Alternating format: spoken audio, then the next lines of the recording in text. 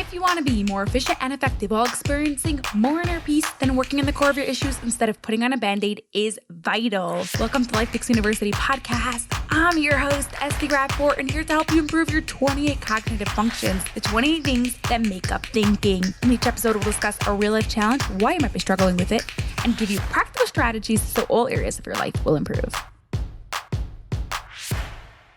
Do you wish you could connect with your loved ones on a deeper level? Want practical tips and not just go on date night or active listening?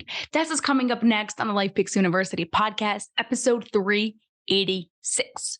But first, you heard of IQ and EQ, but have you heard of RQ? Relational intelligence is just as important as emotional intelligence, yet for some reason, most people just haven't heard about it. So I teamed up with Dr. Tiffany Farag to put together a list of 11 ways for you to improve your relational intelligence. Grab your copy for free at lifepixuniversity.com/RQ. That's lifepixuniversity.com/RQ.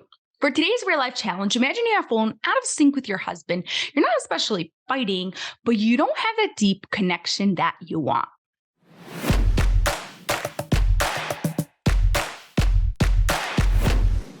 You might be struggling with this if you have the cognitive deficiency of egocentric communication. I know that's a strong term, but that's the one that Professor Ruben Feuerstein, the one that identified the 28 cognitive functions, the 28 thinking skills used. But the nicer way to say it is considering another person's perspective. Yes, it can be considering what another person is saying when they're talking or when you're making a decision together, but it also goes much deeper. What are they not saying? What are they feeling? How is this affecting them? What do they not realize what they are not saying? Here are 4 ways for you to connect deeper by considering their perspective. Number 1, when a person speaks, we automatically have a movie playing in our brain of whatever that person is saying. When someone else is talking, press pause on the video that is playing in your mind because that is from your perspective. And I want you to see it from their perspective. As soon as they're done talking, you could go back to your movie. So you'll be able to play it again after. But just for while they're talking, press pause. Number 2.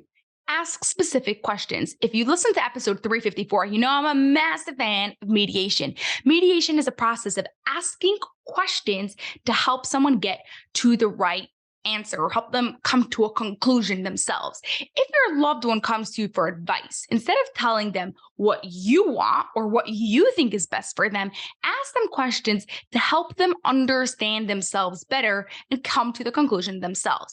The questions should be specific questions, but they should be open-ended ones, not one with just like a yes or no answer. And it should help them lead towards where they want to go. Now, you may not know where they want to go, and that's why you're asking them questions. Through this process, through this dialogue of asking questions and getting feedback and asking a follow-up question, why is it really? What do you think if? Then they come to the conclusion themselves. It's true this process takes a lot more time, but if they feel like you're asking the questions because you really care about them, no passive aggressiveness going on here, then they'll feel a lot more connected.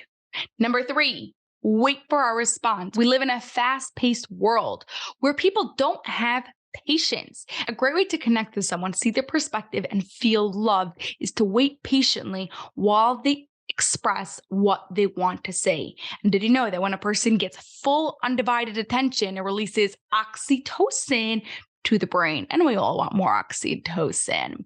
Number 4, ask them what they want and where they see the relationship is going. Whether it's a spouse, a friend, a business partner, asking them what they think of their relationship and where they want this relationship to progress to will give you a really direct perspective of what they want, what their desires are, how they want this relationship to turn out to. And you could discuss and come up with ways together to give each other what you want. Just make sure it's done in a loving, kind way.